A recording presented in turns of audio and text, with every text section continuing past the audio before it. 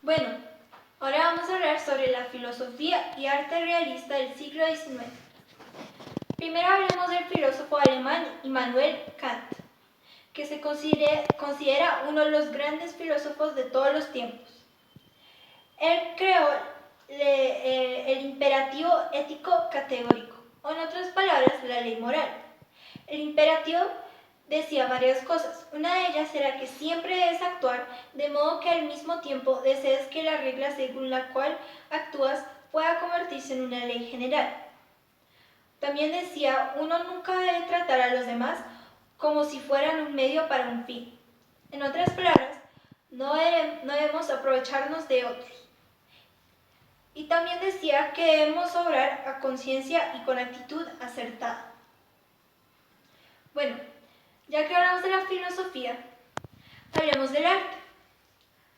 Hablemos del romanticismo, que fue un movimiento artístico en que las personas cambian la razón por la emoción, la sociedad por la naturaleza. El romanticismo le daba importancia a la naturaleza, sentimientos y a las emociones de individuos. Rechazaba el mundo ordenado de la clase media. Le daba gran valor a la imaginación. Consideraba que el pasado había sido época más sencilla y noble, con grandes héroes cuyas acciones glorificaba.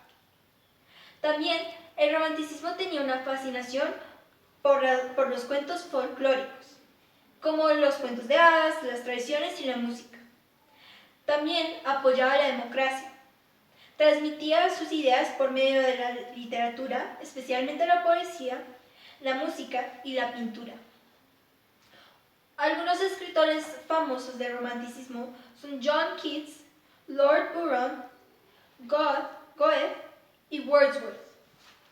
Algunos músicos famosos eran Beethoven y Chopin. Realismo. El realismo fue otro movimiento artístico que mostraba la vida como era y no como debía ser. Para el realismo era muy importante la política de la clase trabajadora y el sufrimiento. Transmitía sus ideas por medio de la literatura, las novelas y la fotografía. Algunos escritores famosos del realismo son Victor Hugo, Zola y Charles Dickens. El impresionismo fue otro movimiento artístico que promovía la independencia y rebeldía. Los pintores del impresionismo no seguían las reglas convencionales de la pintura. Querían conseguir una representación del mundo en forma espontánea y directa, así que pintaban al aire libre. También glorificaba el encanto de la vida de la clase media. En la música, los músicos preferían las composiciones cortas. Algunos músicos famosos eran Charles Debussy, Le Falla y Tárrega. Algunos escritores famosos son Charles Baudelaire, Arthur Rimbaud y Paul Verlaine. Ahora vamos a hablar sobre los científicos del siglo XIX y algunos de sus inventos. Vamos a hablar sobre 3 científicos y los inventos que ellos hicieron.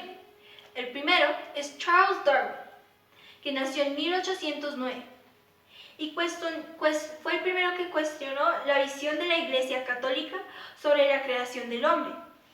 Creó la teoría de la evolución por la selección natural, o en otras palabras, la teoría darwiniana. Él se preguntaba, ¿qué es lo que hace que algunos organismos sobrevivan y otros no? ¿Por qué las poblaciones son constantes? ¿Por qué hay pequeñas diferencias en los hijos? Llegó a la conclusión que las pequeñas diferencias eran las que marcaban el hecho de que unos individuos se adaptaban mejor al ambiente que otros. Esto lo llamó selección natural. Es decir, no era Dios el que decía, este va a sobrevivir, este no, sino la genética. Por ejemplo, con los pandas. Antes los pandas solo tenían, creo que 5 dedos. Y un día una pareja de pandas tuvo un hijo de 6. Oh, pues salió con una mutación. Pues resulta que esta mutación lo ayudó a agarrar el bambú más fácil y a comer más rápido. Así que se desarrolló más rápido que los otros. Y cuando se reprodujo, sus hijos también comían más rápido y se desarrollaban más rápido también. Así que llegó al punto donde los pandas con 6 dedos sobrevivieron y los de 5 no. El segundo científico, Gregor Mendel, que era un monje austriaco, formuló las 3 leyes de la herencia mendeliana, es decir, cómo se transmiten las características hereditarias de una generación a otra. Una de estas leyes decía que las características que no son dominantes saltan 2 generaciones y aparecen en la tercera. Esto lo llamó el salto de características recesivas. Gregor Mendel logró llegar a esta conclusión con un experimento de flores, pero también experimentó con las semillas. Pero hay riesgos de hacer esto. Los riesgos es que los humanos manipulan y trafican con la vida. Las semillas modificadas suelen no ser fértiles y se disminuye la diversidad biológica. El último científico que vamos a hablar hoy se llama Louis Pasteur, que era un francés que inventó la pasteurización. Esto fue un mecanismo que dejó a los productos totalmente limpios. Por eso puedes ver leche pasteurizada o jugo pasteurizado, que significa que está completamente limpia y no tiene gérmenes. También formó la teoría de la biogénesis, que dice que todo ser vivo viene de otro ser vivo. Pasteur estudió el contagio de las enfermedades estudiando el gusano de seda. Se dio cuenta que algunos gusanos se estaban enfermando y que se estaban muriendo.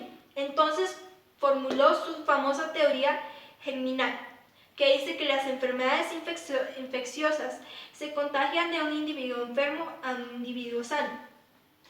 Pero uno dice, pues eso es algo común, algo que uno sabe, ya, eso es lógica, ¿cierto? Pues en esa época la gente creía que era Dios el que decía quién se enfermaba y quién no. Entonces, Louis Pasteur no solo paró ahí, también desarrolló la vacuna. Esto fue uno de los inventos del siglo XIX más famosos. En 1885 logró crear la vacuna de la rabia.